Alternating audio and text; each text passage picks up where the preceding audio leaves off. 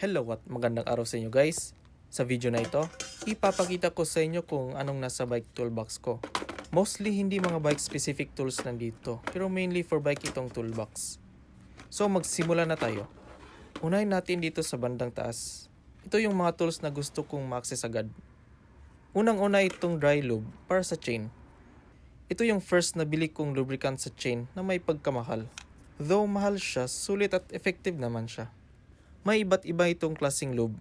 May pang winter, summer at iba pa. Next, anti-rust lubricant spray. Ginagamit ko ito sa mechanism ng shifter ko. Minsan kasi madry ang shifter sa loob at matigas siya i-shift. Parang WD-40 na din siya. 100 yen lang ito so sulit na. Inexpensive cutter na nabili ko sa Daiso for 300 yen. Napakatibay nito. Since pagdating ko sa Japan ko pa ito nabili, which naglast ng 3 years. So, sulit siya. Pero may sign of wear na siya, so sooner or later bibili na naman ako ng bago.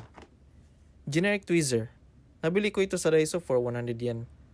Useful ito kung mag-repack ako ng ball bearings. Imposible kasi kung kamay lang ang gagamitin ko sa pag-place ng ball bearings. Needle nose plier. Ginagamit ko ito for assembling RD or shifters. Minsan kasi binabaklas ko kasi ang mga ganyan for cleaning. 100 yen lang siya. Ito ding nose plier na nakabent yung nasa dulo niya. Isang pack na cable ties, mainly for arranging cables at pang-align ng wheel. Screwdriver set. Supposedly nasa ibang toolbox ito. Hindi ko alam paano ito nakapunta dito. Pero yan guys, generic screw set. So punta na naman tayo dito. Next itong alloy na plato. Ginagamit ko ito kung mag-disassemble ako ng hub. Diyan ko kasi inilagay yung mga bearing, spring, screw at iba pa. Isa na namang alloy na plato, pero may magnet siya. Dito ko inilagay ang ball bearings kapag i-assemble ko na siya. Next, itong cassette remover na mistakenly nabili ko. Itong tool naka-specific ito for Campagnolo cassettes. Who knows, baka magamit ko din ito in the future. Kaya hindi ko tinapon at tinago na lang. Isang maliit na martilyo. Alam nyo na guys kung saan ko ito ginagamit. Cup for cleaning.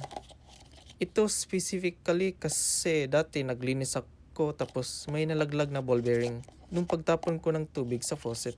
Kaya for safety lang ito para hindi malaglag yung mga small parts. Next, spark tool na grease. Gamit ko ito pang grease sa bike sa mga threads or bearings. Chain whip for removing cassette. Nung binili ko ito, nanghihinayang ako konti kasi binili ko ito around 3,000 yen. Akala ko kasi one time ko lang ito magamit, kaya masayang lang ang pera. Pero hindi ko akalain na magagamit ko siya ulit. Kaya worth it ang investment ko nito. Generic scissor or gunting, nothing special. Isang pipe wrench. Ginamit ko din ito sa cassette tool. Malaki kasi ang bibig niya for bigger nuts. Isang hammer na naman. Ewan ko ba't dalawa ito. Hindi ko din na-remember kung saan ito galing isa.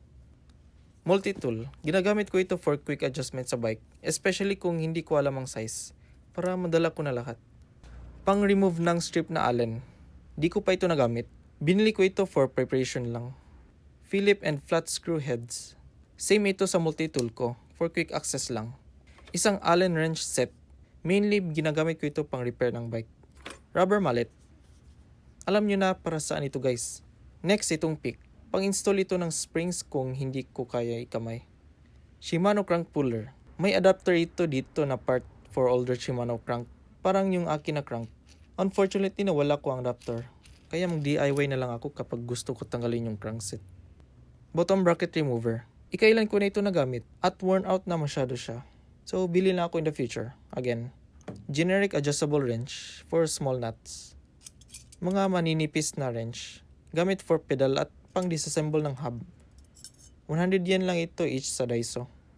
Free wheel remover or pang-baklas ng free wheel. Long story short, dati yung springs ng freewheel hub ko naputol dahil sa rust. Trinay ko pinaayos sa shop pero gusto nila palitan lahat ng wheelset for 20,000 yen. At that time bumili na lang ako ng tools para ako na lang mag-ayos. At naayos ko din siya. Instead na 20,000 yen, 3,000 lang nagasto ko for self-repair. Kaya laking tulong itong tool. Bumili na din ako ng isa kasi nasira ng luma. Paintbrush. Again, ewan ko kung paano ito napunta dito. Another Allen wrench set for backup. Generic Philip at flathead screwdriver. Tire levers. Isang malaking file. brush for cleaning cassette or RD. Ang main cassette remover tool ko, ito yung tool for Shimano talaga. Hindi siya same sa namali kong nabili. Another long nose plier, pero may pang crimp siya sa cable ends. Maliliit na files. One time ko lang ito nagamit. Rust remover. Ginamit ko ito sa fork. Effective naman siya daw. Isang wrench set. Manipis ito by the way. 15mm na wrench at adjustable wrench again. My first ever Phillips head screwdriver. Ganyan ako kaalaga guys. Isang tool pang support kung gusto ko matanggal yung chainring sa crank.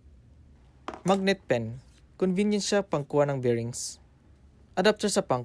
Iba kasi ang valve dito sa interiors so I might need it in the future. Pipe cutter for handlebar at steer tube. Nagamit ko ito 3 times smooth. Takip sa peak. Pang-hold ng chain. Electrical tape for bar tape.